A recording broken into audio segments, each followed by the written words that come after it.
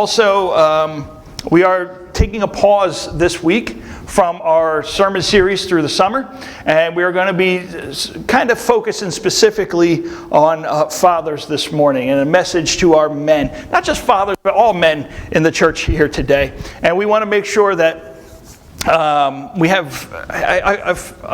Pastor asked me to speak on Father's Day a couple months ago, actually, and I've just really had this message kind of burning in my heart since then. And I think it's something that's important for all of us. All of us guys, we do certain things very similar. Certain things that, certain attributes that we all just kind of share.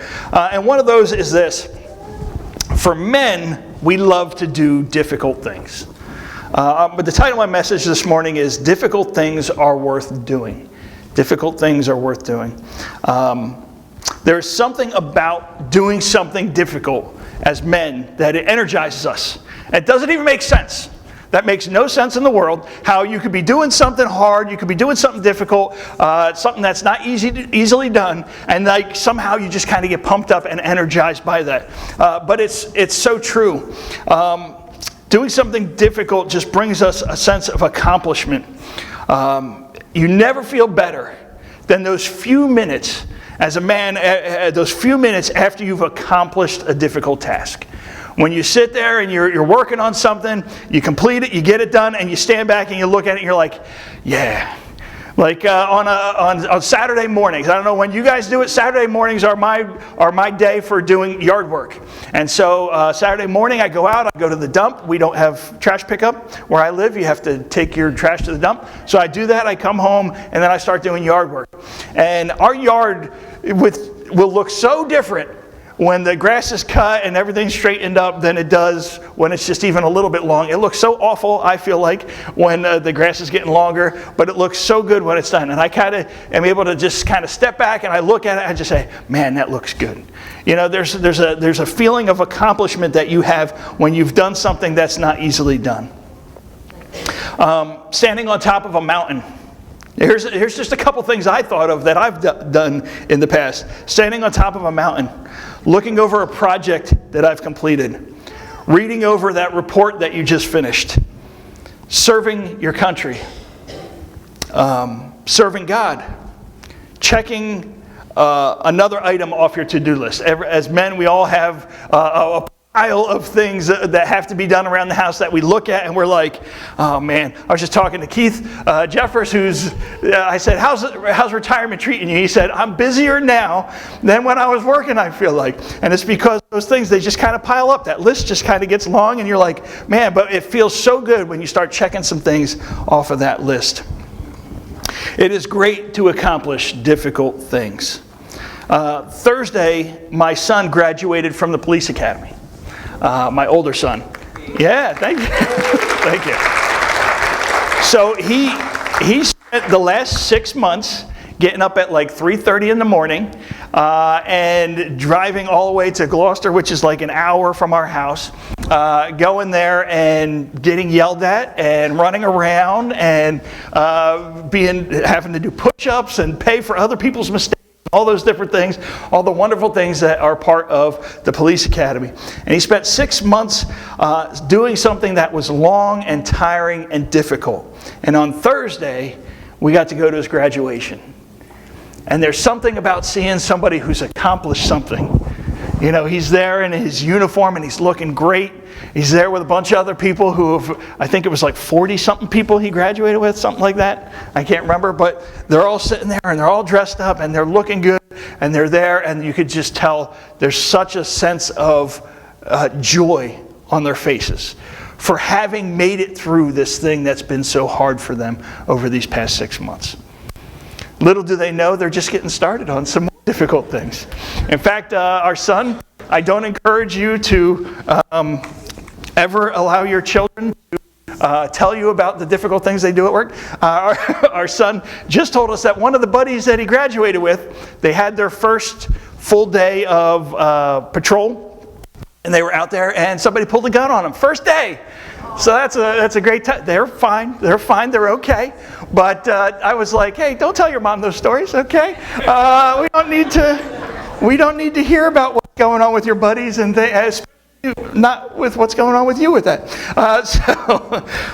There's some things you don't share. But such an amazing thing to just see them sitting there with such a sense of accomplishment and how happy they were. To watch the joy at completing a difficult task. There's several sayings we have for this, right? Difficult things are worth doing. We have so many different sayings over the years. It's something that is so important. We don't just have one. We have so many. Nothing wagered equals nothing gained is an old one. That's an older one. If you don't put anything out there, you get nothing back in return. You have to risk something in order to receive that reward. No guts, no glory is another one. That's a military one that you hear a lot. Also, no pain, no gain. My other son, my younger son, he is a weightlifter. He's at school and he does bodybuilding stuff, and he just joined the 1,000-pound club earlier this year, which means he lifted 1,000 pounds worth of weight. Not all at once, but he lifted 1,000 pounds worth of weight, and he had it where it's 3 different exercises. What is it? Deadlift, squat, and bench. Deadlift, squat, and bench. Between the 3 of them, he was able to lift 1,000 pounds worth of weight in those 3. And so you have to lift a whole lot of weight in each of them in order to have it tally up over 1,000 pounds. And so no pain, no gain, right? In order for him to get to the point, that was a goal he had set for himself. He wanted to get there. He wanted to get into the 1,000-pound club. It's a big deal at their school for the football players and stuff. And so he said, you know what? You got to go through a lot of difficulty to get there. In order to be able to lift, what was your highest one? What was the one you did the most amount of weight in of the 3? Your deadlift, how much is it? Your squat is 450. All right, so he squatted 450. So in order to do that, right, you don't just throw 450 on there and you do that the first time, right? You have to slowly put heavy weight on there each time, and every time working up to being able to do that, when you go to do it, you have to. It's painful, right? Every time you go to do it, you're practicing. Anytime you start getting heavy weights and stuff like that, it's difficult to do that. And yet he was able to do it, and he was able to gain, and he was able to accomplish something as a result. So this week we're going to be looking at why it's such an amazing thing for men specifically, women as well, but men specifically, why it's such an amazing thing for men when we do difficult things. All right, and our verse of the day today comes to us in 1 Corinthians chapter 16, verse 13. Where's Ro? 13. I heard there was some confusion earlier, but it says this: be watchful, stand firm in the faith, and act like men. Act like men. Other translations say be courageous, and then it says be strong. But I just love the way this version words it, right? Because as a man, I love to work with other men. I love to talk to other people who are trying to do things, are trying to get out there. The world is not easy for a man. It's not easy for anybody, but it's not easy for men. And so we get out there, and it's wonderful trying to deal with them. But this is such a great encouragement to us to act like men and to be courageous and to get out there and to do hard things. And so that's our first one here. But it says we're going to open up in a quick word of prayer here, and we'll just move forward. But Heavenly Father, I thank you so much for the wonderful men of this congregation. And I just pray that over the next few minutes here, you would help us to learn what it is to the great sense of accomplishment that we can have when we decide to go forward and take on something that's difficult. And the fact that you can move through that, Lord, and help us to grow in an incredible way. Be with us, we pray, Lord, in Jesus' name. Amen. So, whenever I hear this one, go back. Where'd you go? There it is. Whenever I hear this, I actually think of The Godfather. Whenever I read this one, it's the scene where he's like shaking him in the beginning. He says, like a man, right? For our Godfather fans. But it's a famous scene in the movie. But every time I read this, I always think of that. As men, we need to be courageous and to take on difficult things that scare us and seem too hard. It's part of us as men. It's part of what we do. It's part of what helps us to be men and to grow into the men that God has designed us to be. So why do we love them? We're going to jump right in here. Why do we love difficult things? Because it doesn't make sense. You know, we looked at it earlier. It doesn't make sense that you have something that's hard, and yet when we love doing it and we love accomplishing it and we love getting it done, and then we feel good about ourselves after it's already done. Why is it that we like taking on difficult things? And I think the answer comes to us from the book of Genesis here. Genesis chapter 1 verse 28 says, God blessed them. This is Adam and Eve. They're in the garden. God has created everything perfectly. This is before the fall. He has made everything perfect. He has created the earth in perfection. There's no sin on the earth. There's no difficulty. There's no hardship. There's none of those things. God has created us in perfection. And it says this, He blessed them and said to them, be fruitful and increase in number, fill the earth and subdue it. Rule over the fish of the sea and the birds of the sky, and over every living creature that moves on the ground. God has put hard work in the hearts of men. Right from the very beginning, God created us in perfection with a perfect earth and said, now go to work. Go to work. Go subdue the earth. That word subdue literally means make it your footstool. We're supposed to be the ones who come in, and we're supposed to have dominance over the earth. God created us with the ability to take on and to be in charge of the earth. He created us to enjoy the work that we did. Because in perfection, you're not going to be miserable. That doesn't make any sense. So God creates us, we're in that garden, everything's wonderful, everything's blessed, and then He says, now go to work and be miserable. No, that's not the way it works. Everything was going to be wonderful. The work that we were going to be doing was going to be great. We were going to have great joy in that. To enjoy things that were difficult to do. Now, here's the thing. On Memorial Day weekend, I had off. I had a 4-day weekend. It was great. It doesn't happen all the time, but it was a wonderful thing. So I had Friday and Saturday off. And Friday, I decided I was going to go out. I was going to get up early. I was going to go do something that is not easy. I was going to go fishing. All right? Now, for those of you who have never been fishing, it's a lot of fun. But it's work. It's difficult, right? But I did that because God says that we are to rule over the fish. All right, so I decided that I was going to go out and I was going to go fishing. And I got up early. I got out there. I start fishing. I'm catching bass. I'm having a good day, right? Things are going well. It's not easy. The heat starts up. You're melting out there. You're having a good time. But then I got done. I was like, you know what? I got other work that has to get done today. I left there, I went and I go to the store, I buy a bunch of stuff, and I come home and all 3 of our vehicles needed oil changes. And so I'm working on that and I'm doing that, I'm doing the oil changes, and everybody wants to leave while I have to do the oil changes. I'm like, no, you need to be here for me to do the oil change. But anyway, so everybody had to be there. I was doing the oil changes and things like that, and then they could leave. So they get all that done, get all 3 oil changes done, and then I was like, you know what? I'm going back fishing again. I got a little bit of time left. It's late in the day. They'd probably be biting at this point. So I go back out and do a little bit more fishing. I was so energized from spending a full day of doing things and out there and working and accomplishing that the next day I woke up, I did a whole bunch of yard work. I got out there in the yard. I'm trimming trees. I'm cutting things back. I'm cleaning up the road because our township doesn't do it. So I'm cleaning up the road. I'm cleaning stuff up like that, getting ready because we were going to have a party for our son. We're doing all these different things, trying to get everything ready to accomplish everything. I'm working hard that Saturday morning. I take my family. They wanted to go to a movie. I take them out to a movie. We go to a movie. We get home, and I'm so energized from doing all these different things over the last couple days that I get home. We're done the movie. We're home. It's late, and I was like, you know what? I'm going back fishing again, right? So I went fishing in the rain at night. It doesn't make sense. It's dark out. I'm trying to catch fish in the dark. It was a great time, all right? It was a great time. It's a great time. It's manly. That's right, Ray. It was manly. I said manic. Oh, manic. Well, the two things are oddly connected in some ways. But I was so energized by the things I did. I got so much more done after. And if you think about it, it makes total sense.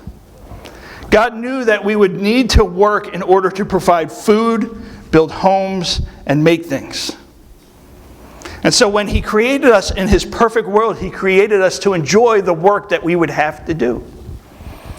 It wouldn't be perfection unless we could enjoy the things that we had to do to accomplish. And so God created us to enjoy that we do. But then something happens. And we'll jump down. This is Genesis chapter 3, verse 17. This is when the problem happens.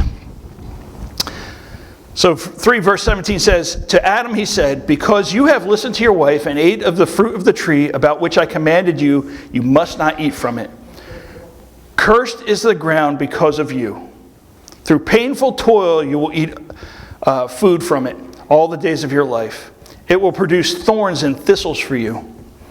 And you will eat the plants of the field. By the sweat of your brow you will eat your food, until you return to the ground, since from it you were taken. For dust you are, and to dust you will return. It's because of the fall that the thing that we were created to enjoy has become difficult. It's because of the fall that we have difficulty in what we're trying to accomplish. God cursed the earth as a result of Adam's sin. And He said that through toil you will now have pain in trying, and then through the sweat of your brow you will eat your food. I said earlier that it makes no sense to enjoy the difficult things that we do. But it does if you realize that the difficult things were originally never supposed to cause pain. They were just supposed to be enjoyable things that we do. Now, if you're a man and you're out there, and my first job that I had, I was working in construction. I was like 13 or something like that. Don't tell the labor people. But I was like 13. I was digging ditches under the table at 13, okay? And I'm sitting there and I'm doing construction. And I got to the work site the very first day. They were doing an addition around this house, and they say, hey, we need a I think it was 2 foot by 3 foot deep hole dug around the entire foundation that we just did, because we have to seal it. We didn't, something didn't get done right. We got to reseal it. So we need you to dig this whole trench around the whole thing. And so me at 13, I'm like, okay, and I'm out there and I'm digging and I'm shoveling. I got a wheelbarrow, the heavy dirt across, and dump it in a pile and dig and bring all the thing. So I do all of that the first day. It takes me all day. I finally dig around this whole thing. The next morning I show up, and they had done whatever repair they needed, and they said, okay, fill the hole back in. And so the whole second day, I'm taking the dirt from over there, and I'm walking it back, and I'm bringing it over and dumping it back in the hole. And so I can tell you that as a 13-year-old doing construction for the first time, digging and doing hard things, right? You feel accomplished, but at the same time, you also feel every little muscle that you didn't realize you had in your body that you never really normally feel screaming when you're done. Because you're like, ow, everything hurts. Everything hurts. But it wasn't supposed to be that way. It wasn't supposed to be that way. We weren't supposed to get to a point where us digging holes and building things and working on our houses and things like that caused us pain. We were just supposed to do it. And it was supposed to be no big deal for us. Because of the fall and sin entering the world and the difficulty and the hardship that we face now, that all of a sudden those things are now complicated and hard for us. We're just supposed to be able to enjoy doing those things. They weren't supposed to be hard. So here we are, where the things that bring us the most satisfaction are the things that can cause us some of the most pain to accomplish. But if we want true happiness, we have to pursue some of the hardest things to do. That's unfortunately part of it. We're told so much these days that you should just seek comfort in everything. Oh, whatever's easy. Oh, don't, as long as it's not hurting you, bothering you. But unfortunately, in order to find joy in this world, you're going to have to take on things that are difficult. You'll have joy on the other side of some of the difficulty that you're going to go through. But you will have to go through the difficulty. But you'll have that greatest sense of accomplishment when you're done. So let's jump in. Let's take a look at what are some of the things that we should be doing. What are some of the difficult things that we should. Now, I'm going to tell you, there's so many. There's just scores of difficult things that we need to be able to take on, and we need to be able to step out and to try and do as men. But we're going to take a look at just two categories today. Two different categories. And the first one is this: start a family. Start a family. It is more important than ever for godly men to start families, to have families. And you know how I know that's true? It's because it's the thing that the world tells us to not do. All the world tells you is, hey, take it easy. Live it up. Hold off on marriage. Wait till later for that. Oh, wait till, you don't have to have kids now. Wait till you're like 350, and then you start worrying about kids. The world tells us to wait and to put that off and to not worry about that. But it's one of the biggest blessings a man can have is to have a family. The truth is that men will be blessed through having families. Proverbs tells us this: the man who finds a wife finds a treasure, and he receives favor from the Lord. To have a good, godly Christian spouse is one of the most incredible blessings you can have. Is it difficult? Yeah, it's difficult. When you have two people who have their own thoughts and their own ideas on how everything is supposed to be done, and they come together and they got to try and put those things together and try and figure out the way they're both going to move forward together, that's not easy. There's going to be friction. There's going to be headaches. It's going to cause problems and difficulties and arguments and things. But it's going to cause you incredible joy as well. One of the greatest blessings you can have is to have a spouse who is just there and working with you and support you. And my wife is getting ready to have a surgery on her ankle. She's going to be down for several months. For the first couple of weeks, she can't even get off the couch.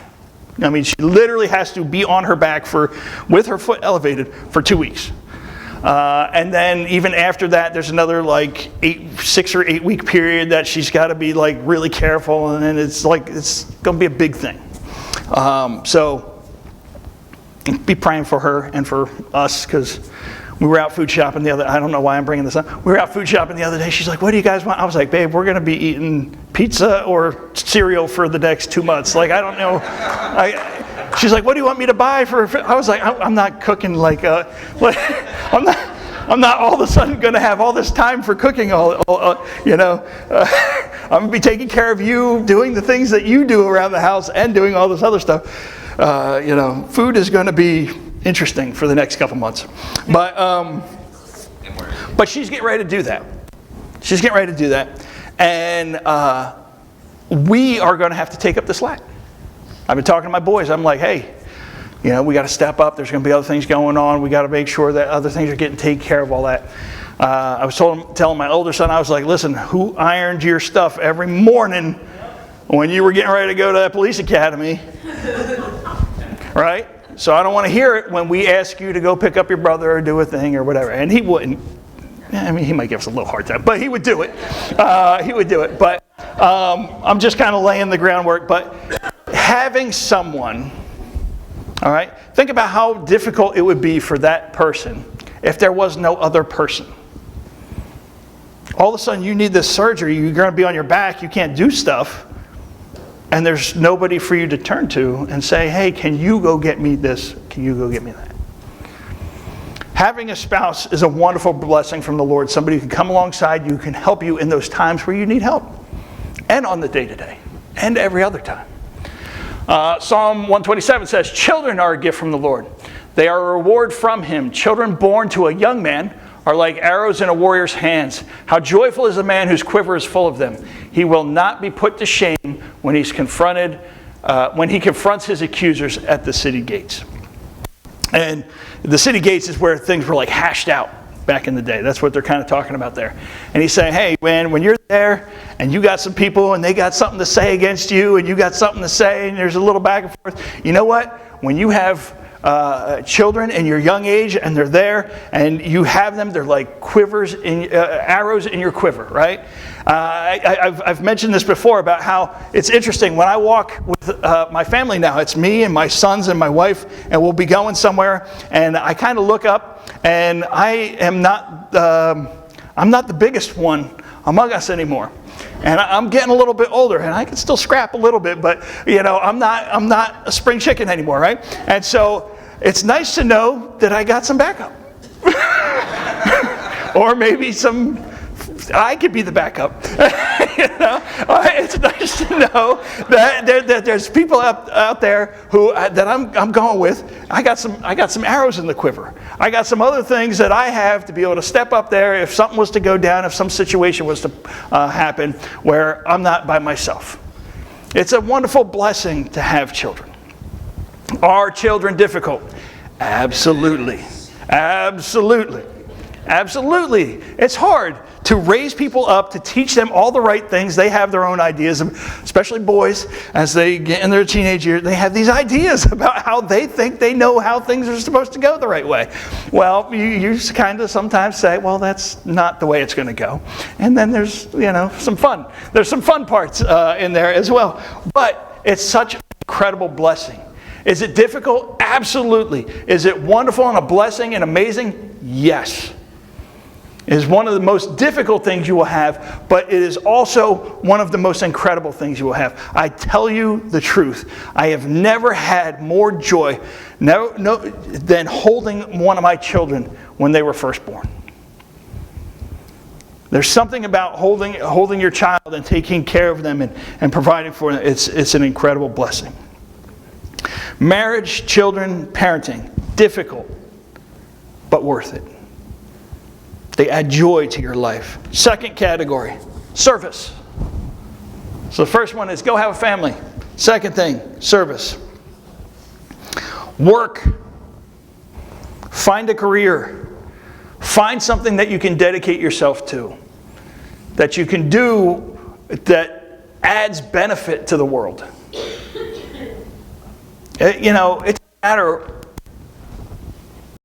I would be hard pressed to find a job where you're not benefiting others.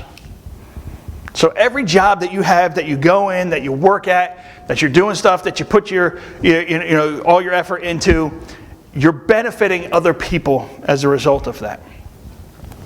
You're being a blessing to someone by making something that they're going to need, so by helping somebody with something that they're going to need at some point. Do that. Serve others. Serve others. We do stuff in here. One of the things, I'm so glad we have this coming up next week. Doug Eccles is going to be here. He does incredible ministry. We're going to have the opportunity to be able to give, I think our goal is to try and raise enough money to do 2 water wells. That's going to be about $5,000. All right, so we're not asking each individual to give $5,000. We're saying, hey, give something. Hopefully, when it all comes in, we'll be able to, through all the money that comes in, have at least $5,000 so we can do at least 2 water wells to be a blessing to people who don't have water. That's us serving other people. That's us being a blessing to someone who can't just turn on the spigot and have the water come out. They have to walk to go. Even the water wells that we put in, it's not in their home. It's in the community. They still have to leave their house, go over, bring something, get the water, go back to their house. But they don't have to travel miles to go get it. That's the blessing. It's such a wonderful thing for us to be able to serve other people and to say, hey, you know what you don't have, we want to make sure that you have. We want to be a blessing to you. We want to be able to help you out. We've been blessed so much. I not only have one place where I can get water in my house that's in my house, but I also have multiple places in my house where I could go to get water. I don't have to leave. I don't have to go outside. I don't have to put on a jacket to go get water. And so we want to be a blessing to people and to help them out in that way. Serve others and serve God. Serve God. Service is so important. It takes our focus off of ourselves and put it on other people. And you know what? When you do something for someone else, you get such a great sense of accomplishment. You get such a wonderful feeling. It warms your heart in such a special way when you're like, I just want to bless somebody. I want to help someone out. You find out somebody's struggling with something. You do a little something. You don't have to be direct with it. Sometimes you go around. You say, hey, can you bless this person or that person, take care of whatever. And it could just be such a wonderful thing to be able to do something, to step out there and to be able to help somebody. Serve others. We've already touched on work a little bit, but here's a couple scripture verses that tell us about work and how it's a good thing. Peter says, each one of you should use whatever gifts you have received to serve others as faithful stewards of God's grace in its various forms. And Colossians says, whatever you do, work at it with all your heart as working for the Lord. Serve others, serve God. Pretty sure we've read that several different places throughout some book somewhere. The great thing is that as you're accomplishing the things that God has told us to do, you'll be blessed. You'll feel great in doing them. Will there be pain? Will there be difficulty? Probably. Will you feel good on the other side? Absolutely. Absolutely. It is so good for you to put others first. And you can bring so much happiness to your own life through doing it. Doug Eccles, I don't think, the three parts of his ministry are, he helps people, he tells people about Jesus first and foremost. He wants to see people saved and to go to heaven. Pretty big deal, right? You see people giving their hearts to the Lord. Number two is he feeds people who are starving, who have no food. He gives them food. I don't know if you've ever seen somebody who doesn't eat. It's not a good thing. It's wonderful to be able to bless somebody and help them to have food. And then he builds the water wells. I'm pretty sure Doug Eccles sleeps pretty good at night. He gets to go out there. He gets to see firsthand. We get to be a blessing. We get to provide for his ministry. You guys are helping accomplish that through the money you put in those envelopes and drop them in, or go online and click Doug Eccles and give toward. You guys are a part of that. But he gets to see it. We're really the ones who are helping to make that happen, but he gets to see it firsthand. I'm pretty sure he gets to see that, and he's like, man, that's so good. See people giving their hearts to the Lord. See people fed. See people having water. And we can be a part of that as well. Be a blessing to others. Serve other people. And then number three, so we have why do we love doing difficult things? We have what kind of difficult things should we be looking at? And then number three, why should we do them? Why should we do them? We need to work or we waste away. We need to work or we waste away. Proverbs tells us here, despite their desires, the lazy will come to ruin, for their hands refuse to work. It doesn't get much clearer than that. And I have an interesting thing. So I said Memorial Day weekend I had off. I had a 4-day weekend, right? So Friday I went out. I was running around. I was so energized. Saturday I got up. I accomplished so much more, right? So it changes, right? So I had off from here on Sunday as well. And so the boys were out. Joseph was off working or doing something, or he might have been with Grace or something. Who knows? Joseph's always doing something. And then Joshua was out. He's running around with people too. And so it was just my wife and I. We were home. So we woke up. We're there Sunday morning. We watched service online. We kind of lay on the couch. We're eating breakfast, watching the service. And then, something happened. We had all these ideas in our head of things we were going to do. But something just kind of happened where we were just like, I don't want to get off the couch right now. It feels kind of comfortable. So we're watching the service, and then there was a movie, and we were like, let's watch this movie. And then we could get up. And then so we started watching the movie, and then the movie finished, and it's like, I think it was a Phillies game or something. Some game was like, let's throw the game on. We'll watch that a little bit. Before you know it, the whole day, 80% of the day, we're on the couch. The whole day, right? It was great rest. It was great time with my wife. But something interesting happened. I laid around for an entire day on the couch doing nothing. And Monday morning, I woke up and I was exhausted. I was like, how do I lay around and rest? And then the next morning I woke up, we were like, I feel like a bus hit me. Like, I'm so exhausted from sitting there. And now, don't get me wrong. It's important to rest. There are times where we need to rest. There's times that we need to allow our body to recover. There's times where we need to take a break. It is good and healthy and wonderful thing. But if that one day of laying around then got into Monday, and Monday turned into a whole day of laying around, which got into Tuesday, and Tuesday turned into a whole day of laying around because you were just so exhausted you couldn't do. Well, on Monday we had to force ourselves to do something. Because I was like, I don't know if I could go back to work on Tuesday. If I don't do something today, I'll be so... It's good to rest, but you can't stay there. Because then it turns into laziness, and then you just waste away. Rest is good in short increments, but it can get to be bad. There's a place for rest, and we need to take it, but we can't have laziness. It'll bring us to ruin. Elon Musk recently said in an interview, let me write it down, or let me read it here. AI and robots will make it so we don't have to work, and everyone will be given the money they need to live. That sounds awful. That would be so awful. I know it sounds good. You're like, oh man, it would be so great to not have to go to work. I wouldn't have to get up early. I wouldn't have to go do this thing. I could just be there, and like money will come to me, and I'll be able to do whatever.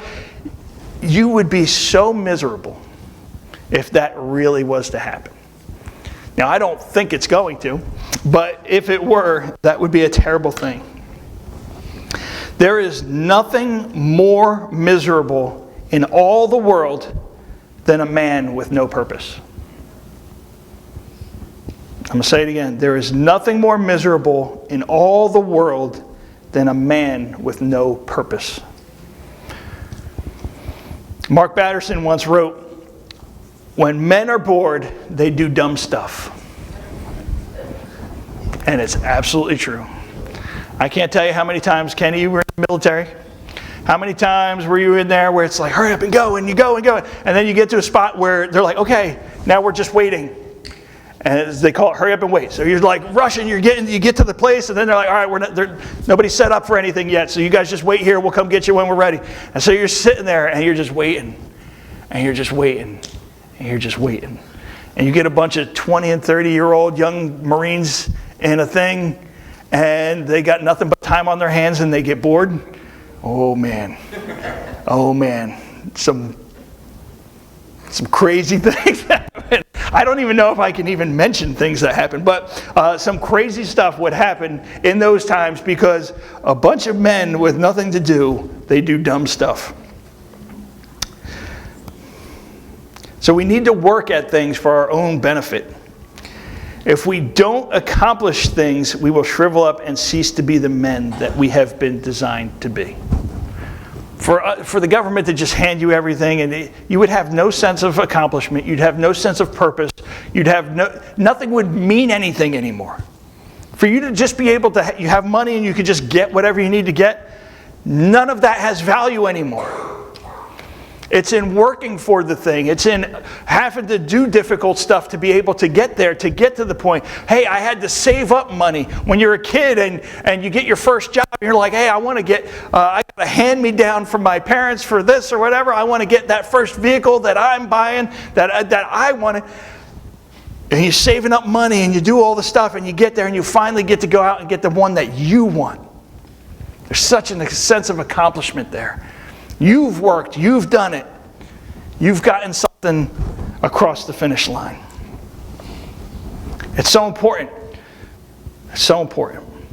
The world also needs us to take on difficult tasks as men.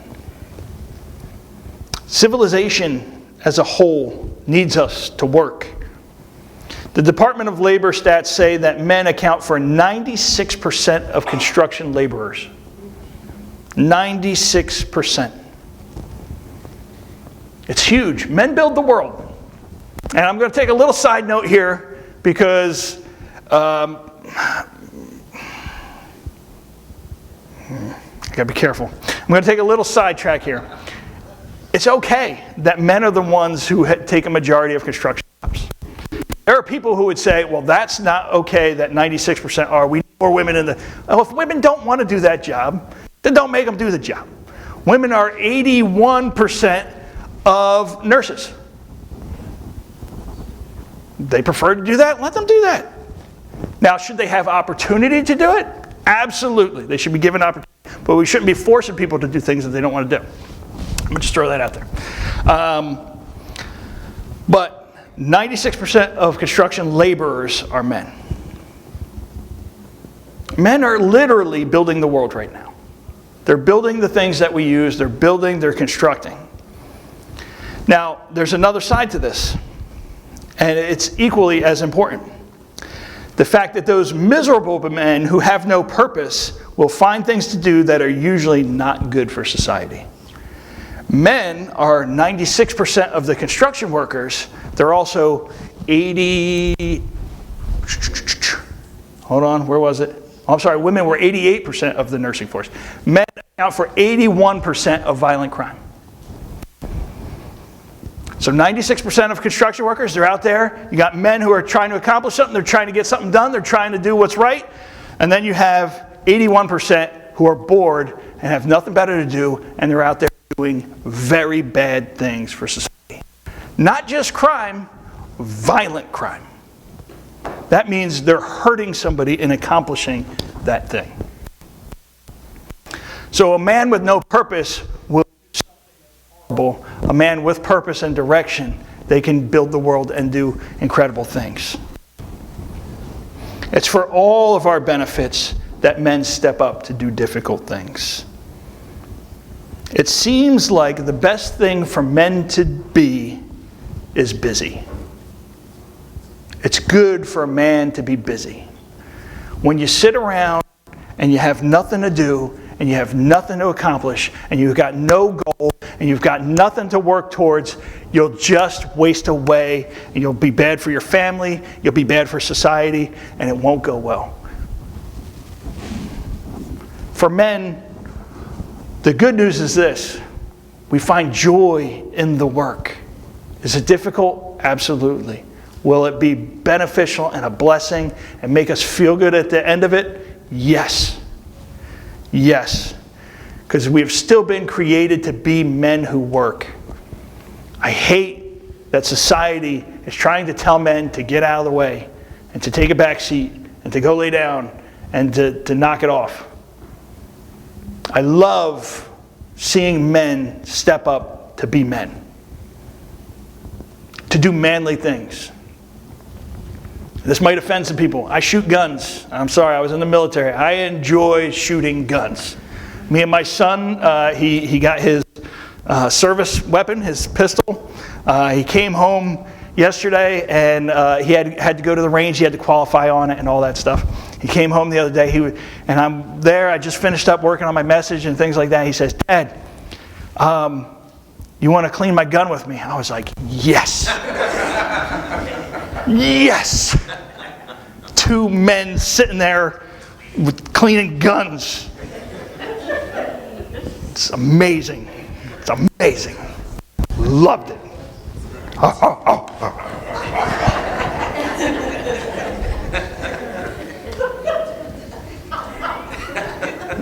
Dom, we got to go shoot some guns, man.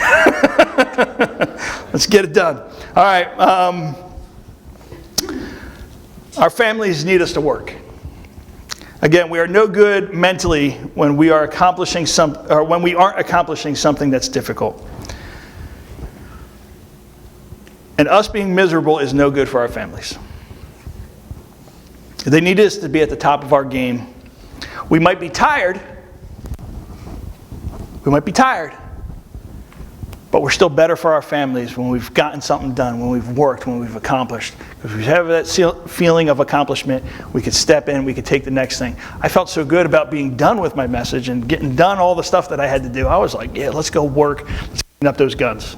Let's get it looking good. Get you ready to go.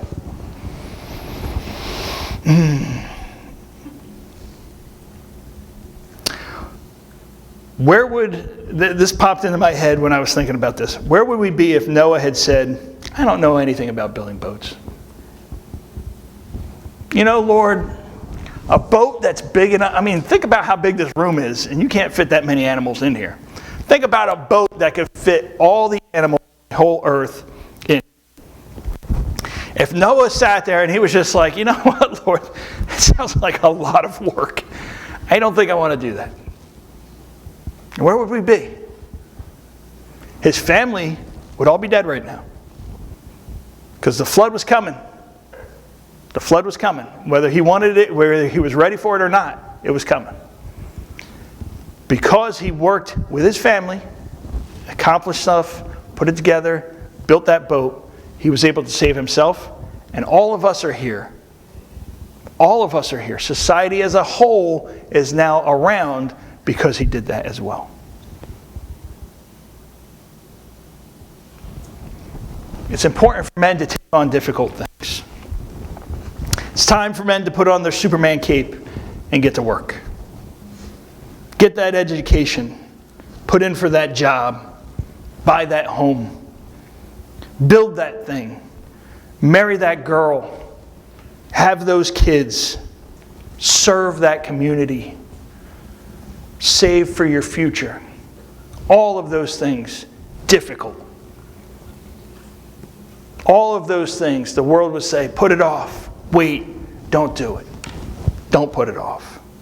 Whatever it is you've been holding back on, get moving on it and get it done. And while you're at it, do hard things for the Lord. It's hard to build a church. It's hard to share our faith. It's hard to get up on a cold Sunday. It's hard to tithe. It's hard to stop sinning. It's hard to stop cursing. Just ask a former Marine. You'll hear me in my preaching a lot say the word friggin'. There's a reason for that. It's hard to stop doing these things, but it's worth doing. Take on difficult things in your life. They may not be easy, but you'll love them. Why? Because difficult things are worth doing.